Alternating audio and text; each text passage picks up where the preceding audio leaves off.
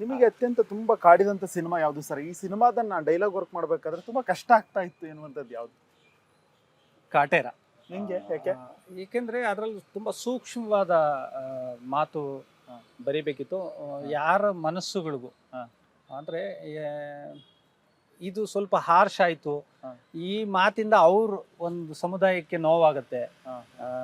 ಧಾರ್ಮಿಕ ಭಾವನೆಗಳಿಗೆ ಧಕ್ಕೆ ತರೋದಾಗಿರಲಿ, ಹಾ. ಮತ್ತು ಜಾತಿ ಪದ್ಧತಿದಾಗಿರಲಿ, ಹಾ. ಮತ್ತು ಮೇಲು ಕೀಳು, ಹಾ. ಅದರಲ್ಲಿ ಒಂದು ಸಂಘರ್ಷ ಇತ್ತು. ಹಾ. ಮತ್ತು ಒಂದು ಇಡೀ ಸಮುದಾಯ ಒಂದು ಹಕ್ಕಿಗೆ ಹೋರಾಡುವಂಥದ್ದು. ಹಾ. ಅದಾದಮೇಲೆ ನಮ್ಮ ದುನಿಯಾ ವಿಜಿ ಜಡೇಶ್ ಅವ್ರದ್ದು ಲ್ಯಾಂಡ್ ಲಾರ್ಡ್. ಹಾ, ಹಾ. ಸೊ ಈ ಥರದ ಸಬ್ಜೆಕ್ಟ್ಗಳು ಬರೆಯುವಾಗ ಒಂದು ಸ್ವಲ್ಪ ಅಧ್ಯಯನ ಮಾಡಬೇಕಾಗುತ್ತೆ.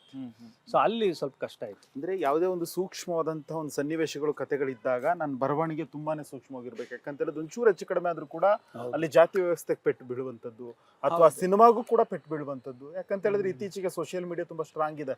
ಏನೇ ಹೇಳಿದ್ರು ಕೂಡ ಅದನ್ನ ತಿರ್ಚಿ ಬರೆಯೋರು ಕೆಲವರು ಆದ್ರೆ ಅದನ್ನ ಇದ್ದಂಗೆ ಹೇಳಿ ಅದಕ್ಕೆ ಮತ್ತೊಂದು ರೂಪ ಕೊಡುವಂತವ್ರು ಸುಮಾರು ಜನ ಇರ್ತಾರೆ. ಅಲ್ಲ, ಆ್ಯಕ್ಚುಲಿ ನೀವು ಹೇಳ್ದಂಗೆ ಒಂದು ಬಹುವಚನನೂ ಕೂಡ ಇದು ಮಾಡ್ತಾರೆ. ಹಾ.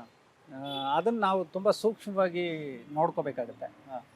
ಫಸ್ಟ್ ಒಂದು ರೌಂಡ್ ಡಿಸ್ಕಸ್ ಮಾಡಬೇಕಾಗತ್ತೆ. ಹಾ. ಮತ್ತು ಬರೆದಿರೋದೇ ಅಲ್ಲಿ ಚಿತ್ರೀಕರಣವಾಗಿದೆ ಅಂತ ಹೇಳೋಕ್ಕೂ ಆಗಲ್ಲ. ಹಾ, ಹಾ, ಹಾ. ಅದೇನೋ ಒಂದು ಸ್ಲ್ಯಾಂಗಲ್ಲಿ ಅದು ಆರ್ಟಿಸ್ಟ್ ತೊಗೊಂಡಿರೋದು ಇಲ್ಲ ಡಬ್ಬಿಂಗ್ ಮಾಡೋ ಇದರಲ್ಲಿ ಹಂಗೆ ಹಿಂಗೆ ಆಗಿದ್ರು ನೇರವಾಗಿ ನಾವೇ ಕಾರಣ ಆಗ್ತೀವಿ. ನೀವು ನೋಡ್ಕೋಬೇಕಾಗಿತ್ತು ಹೌದು, ಅಂತ. ಹೌದು. ಸೊ ಅದು ನೋಡ್ಕೋಬೇಕು. ನಿಮಗೆ ಅತ್ಯಂತ ತುಂಬಾ ಕಾಡಿದಂತ ಸಿನಿಮಾ ಯಾವುದು ಸರ್? ಈ ಸಿನಿಮಾದನ್ನ ಡೈಲಾಗ್ ವರ್ಕ್ ಮಾಡ್ಬೇಕಾದ್ರೆ ತುಂಬಾ ಕಷ್ಟ ಆಗ್ತಾ ಇತ್ತು ಎನ್ನುವಂಥದ್ದು ಯಾವುದು? ಕಾಟೇರ. ನಿಂಗೆ ಯಾಕೆ? ಏಕೆಂದರೆ ಅದರಲ್ಲಿ ತುಂಬ ಸೂಕ್ಷ್ಮವಾದ ಮಾತು ಹಾ. ಬರಿಬೇಕಿತ್ತು. ಯಾರ ಮನಸ್ಸುಗಳಿಗೂ ಹಾ. ಅಂದರೆ ಇದು ಸ್ವಲ್ಪ ಹಾರ್ಶ್ ಆಯಿತು. ಹಾ. ಈ ಮಾತಿಂದ ಅವ್ರ ಒಂದು ಸಮುದಾಯಕ್ಕೆ ನೋವಾಗುತ್ತೆ. ಹಾ. ಧಾರ್ಮಿಕ ಭಾವನೆಗಳಿಗೆ ಧಕ್ಕೆ ತರೋದಾಗಿರಲಿ, ಹಾ. ಮತ್ತು ಜಾತಿ ಪದ್ಧತಿದಾಗಿರಲಿ, ಹಾ. ಮತ್ತು ಮೇಲು ಕೀಳು, ಹಾ. ಅದರಲ್ಲಿ ಒಂದು ಸಂಘರ್ಷ ಇತ್ತು. ಹಾ. ಮತ್ತು ಒಂದು ಇಡೀ ಸಮುದಾಯ ಒಂದು ಹಕ್ಕಿಗೆ ಹೋರಾಡುವಂಥದ್ದು. ಹಾ. ಅದಾದಮೇಲೆ ನಮ್ಮ ದುನಿಯಾ ವಿಜಿ ಜಡೇಶ್ ಅವ್ರದ್ದು ಲ್ಯಾಂಡ್ ಲಾರ್ಡ್. ಹಾ, ಹಾ. ಸೊ ಈ ಥರದ ಸಬ್ಜೆಕ್ಟ್ಗಳು ಬರೆಯುವಾಗ ಒಂದು ಸ್ವಲ್ಪ ಅಧ್ಯಯನ ಮಾಡಬೇಕಾಗುತ್ತೆ. ಸೊ ಅಲ್ಲಿ ಸ್ವಲ್ಪ ಕಷ್ಟ ಆಯಿತು. ಅಂದ್ರೆ ಯಾವುದೇ ಒಂದು ಸೂಕ್ಷ್ಮವಾದಂತಹ ಒಂದು ಸನ್ನಿವೇಶಗಳು ಕಥೆಗಳಿದ್ದಾಗ ನನ್ನ ಬರವಣಿಗೆ ತುಂಬಾನೇ ಸೂಕ್ಷ್ಮವಾಗಿರ್ಬೇಕು. ಯಾಕಂತ ಹೇಳಿದ್ರೆ ಒಂಚೂರು ಹೆಚ್ಚು ಕಡಿಮೆ ಆದ್ರೂ ಕೂಡ ಅಲ್ಲಿ ಜಾತಿ ವ್ಯವಸ್ಥೆಗೆ ಪೆಟ್ಟು ಬೀಳುವಂಥದ್ದು ಅಥವಾ ಹೌದು. ಸಿನಿಮಾಗೂ ಕೂಡ ಪೆಟ್ಟು ಬೀಳುವಂಥದ್ದು. ಯಾಕಂತ ಹೇಳಿದ್ರೆ ಇತ್ತೀಚೆಗೆ ಸೋಷಿಯಲ್ ಮೀಡಿಯಾ ತುಂಬಾ ಸ್ಟ್ರಾಂಗ್ ಇದೆ.